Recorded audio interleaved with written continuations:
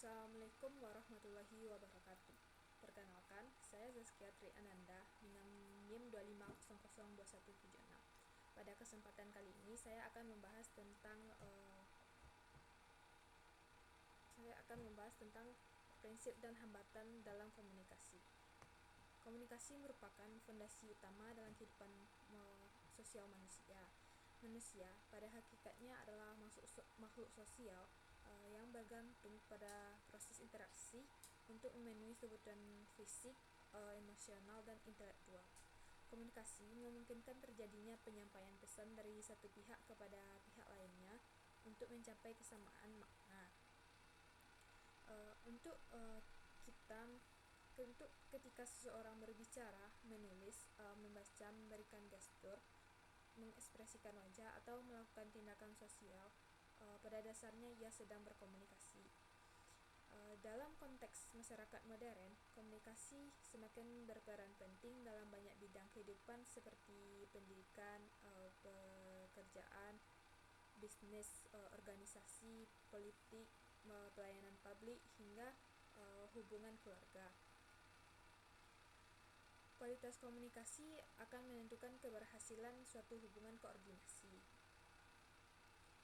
dan pencapaian tujuan bersama. Komunikasi yang efektif menciptakan penyelesaian konflik. Sebaliknya, komunikasi yang tidak efektif melahirkan kesalahpahaman, menurunkan produktivitas, memicu konflik, hingga merusak keharmonisan hubungan. Oleh karena itu, pemahaman terhadap prinsip komunikasi dan hambatan dalam komunikasi merupakan bekal penting agar individu mampu berinteraksi secara efektif dalam berbagai situasi. Prinsip komunikasi berfungsi sebagai panduan agar pesan dapat tersampaikan secara tepat dan mudah dipahami. Adapun hambatan komunikasi perlu dipahami dan bisa untuk dihindari atau diminimalisasi agar komunikasi tidak salah arah. Selanjutnya ada prinsip-prinsip komunikasi. Komunikasi yang efektif terjadi secara otomatis, tetapi harus dibangun dengan menerapkan prinsip-prinsip tertentu. Prinsip ini membantu komunikator atau seorang pengirim pesan komunikan, yaitu penerima pesan, mencapai pesannya yang bermakna. Yang pertama ada kejelasan. Kejelasan merupakan dasar dari komunikasi efektif. Pesan harus disampaikan secara jelas, dengan terstruktur, kalimat yang mudah dipahami, tanpa istilah yang membingungkan atau dengan makna ganda.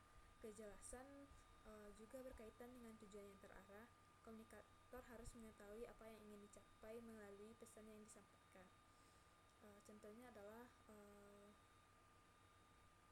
pelatih memberikan instruksi latihan dengan jelas dan detail sehingga atlet memahami teknik apa yang sedang dimaksud oleh pelatih tersebut.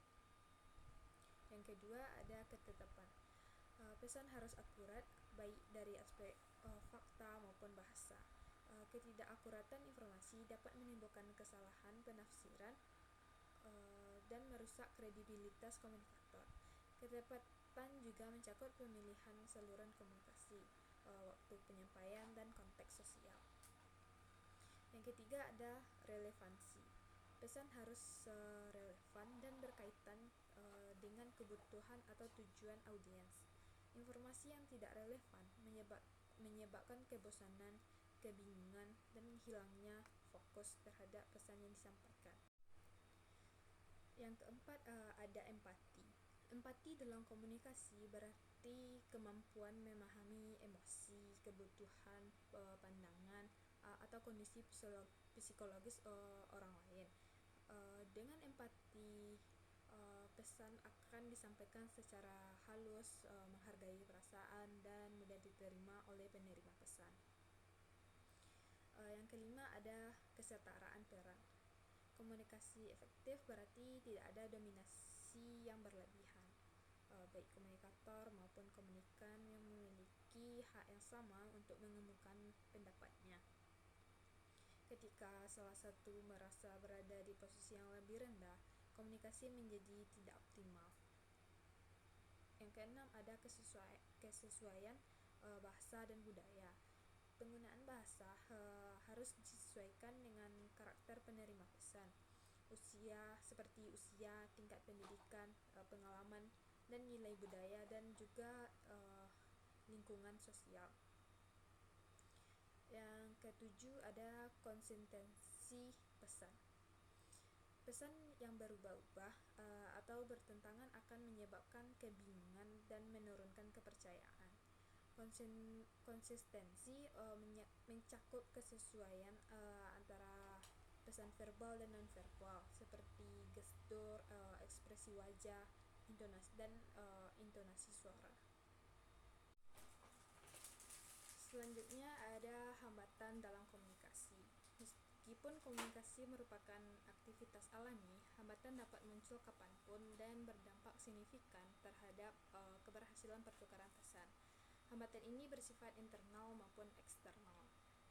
Yang pertama adalah ada hambatan psikologis, berkaitan dengan kondisi mental dan emosional individunya. Misalnya seperti rasa takut atau cemas ketika berbicara, dan prasangka negatif terhadap lawan bicara, rasa tidak percaya diri, kemarahan, frustasi, atau euforia berlebihan. Emosi yang tidak stabil membuat manusia sulit berpikir jernih dalam menangkap makna pesan. Yang kedua ada hambatan bahasa. Bahasa menjadi hambatan apabila. Yang kedelapan ada penguatan, seperti penguatan pujian, senyuman, anggukan, atau kata baik saya paham, merupakan penguatan yang membuat komunikasi lebih hangat dan mendorong penerima pesan untuk terus terlibat dalam proses komunikasi. Yang kesembilan itu ada umpan balik atau feedback. Tujuan komunikasi tercapai hanya jika penerima memahami pesan seperti yang dimaksud. Feedback memungkinkan komunikator mengetahui tingkat pemahaman komunikan. Tanpa feedback, komunikasi hanya satu arah dan rentan akan salah tafsir. Jadi komunikasi yang tidak mendapatkan feedback akan berdampak buruk bagi penerima pesan. Yang ke-10 ada etika komunikasi. Etika mengarahkan komunikasi agar tidak merugikan orang lain. Etika komunikasi itu mencakup kejujuran, sopan santun, menghargai privasi, tidak memfitnah, tidak menyebarkan hoaks, dan menghindari manipulasi untuk merugikan pihak lain. Bahasa menjadi hambatan apabila komunikator menggunakan istilah teknis yang tidak dipahami. Terdapat perbedaan bahasa, kalimat terlalu panjang dan rumit, penggunaan slang atau dialek lokal yang tidak dipahami, intonasi atau pengucapan yang tidak jelas. Yang ketiga ada hambatan lingkungan. Hambatan fisik atau kondisi lingkungan dapat mengganggu proses komunikasi, seperti suara bising, lokasi yang ramai, jarak terlalu jauh, pencahayaan yang kurang, dan koneksi internet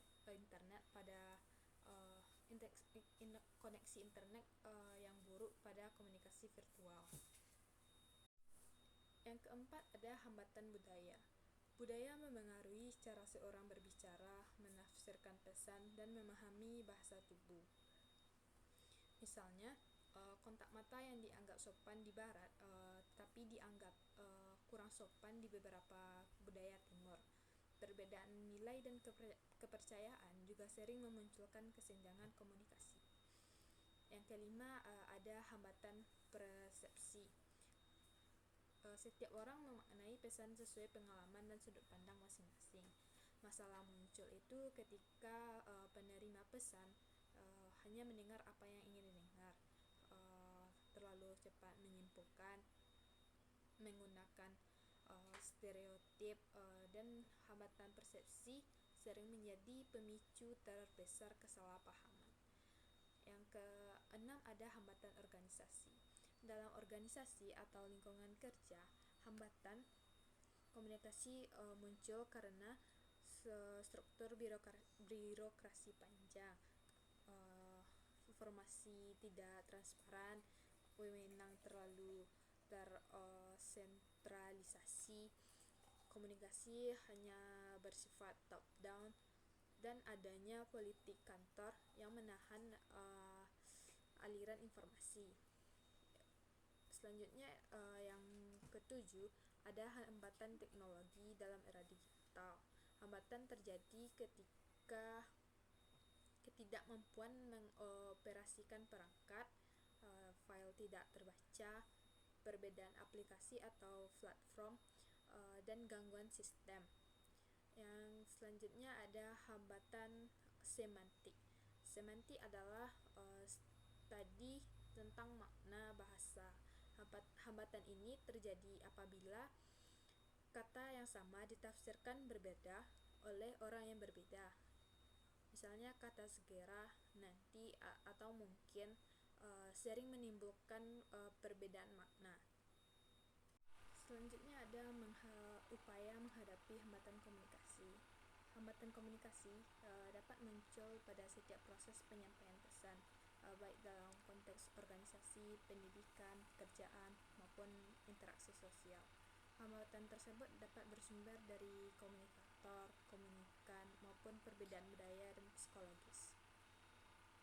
Untuk mencapai komunikasi yang efektif, diperlukan berbagai upaya strategis untuk mengatasi dan minimalisirkan hambatan yang muncul. Yang pertama adalah ada mengatasi hambatan semantik, yaitu perbedaan makna bahasa. Bahasa sering menjadi penyebab utama kesalahpahaman. Untuk mengatasinya diperlukan satu, menggunakan bahasa yang jelas dan sederhana dan mudah dipahami. Yang kedua, menyesuaikan bahasa dengan latar belakang komunikan seperti usia, pendidikan, dan budaya. Yang ketiga, ada menghindari istilah teknis atau jargon jika tidak diperlukan. Yang keempat, menyertakan contoh konkret untuk memperjelas pesan. Yang kelima, memastikan makna kata atau istilah dipahami secara sama melalui klarifikasi atau pertanyaan balik. Selanjutnya ada menggunakan komunikasi dua arah agar peserta dapat bertanya jika ada yang kurang jelas. Upaya yang kedua adalah mengatasi hambatan psikologis. Persepsi emosi, stres, kelelahan, dan prasangka dapat menghalangi penerima pesan. Upaya pencegahannya antara lain menciptakan suasana komunikasi yang nyaman dan tidak mengintimidasi. Yang kedua, mempraktikkan empati dan menghindari penilaian negatif terhadap lawan bicara. Yang ketiga, memberikan waktu dan ruang bagi komunikan untuk menenangkan diri saat emosi tidak stabil. Yang keempat, mengembangkan kepercayaan antar pihak agar komunikasi lebih terbuka. Yang kelima, menggunakan pendekatan asertif, bukan agresif maupun pasif. Yang keenam, menghindari komunikasi ketika kondisi emosional sedang memuncak. Selanjutnya, mengatasi hambatan interpersonal. Kemampuan interpersonal memengaruhi efektivitas komunikasi dua arah.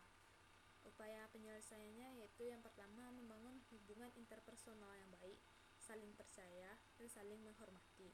Yang kedua, meningkatkan keterampilan mendengarkan aktif. Yang ketiga, mengembangkan sikap terbuka dan tidak defensif. Yang keempat, menggunakan bahasa tubuh yang positif. Yang kelima, menghindari gaya komunikasi dominan atau pasif. Yang keenam, menghargai pendapat dan kontribusi orang lain. Nah, dapat disimpulkan bahwa komunikasi merupakan proses pertukaran pesan yang bertujuan menciptakan kesamaan makna antara pengirim dan penerima pesan. Keberhasilan komunikasi sangat dipengaruhi oleh prinsip-prinsip seperti kejelasan, ketepatan, empati, empati, relevansi, dan umpan balik. Kesetaraan dan konsistensi juga merupakan kunci keberhasilan komunikasi. Namun, komunikasi sering terhambat oleh faktor seperti faktor psikologis, bahasa, budaya, lingkungan fisik, persepsi, organisasi, teknologi, dan semantik. Hambatan tersebut berpotensi menurunkan kualitas hubungan sosial,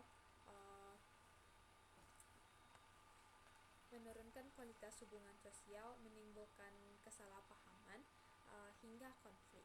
Dengan memahami dan menerapkan strategi yang tepat untuk mengatasi hambatan, komunikasi akan menjadi lebih efektif dan produktif dan harmonis ketika kemampuan komunikasi bukan hanya keterampilan, tetapi investasi penting untuk keberhasilan dalam pendidikan, pekerjaan, organisasi, dan kehidupan sosial.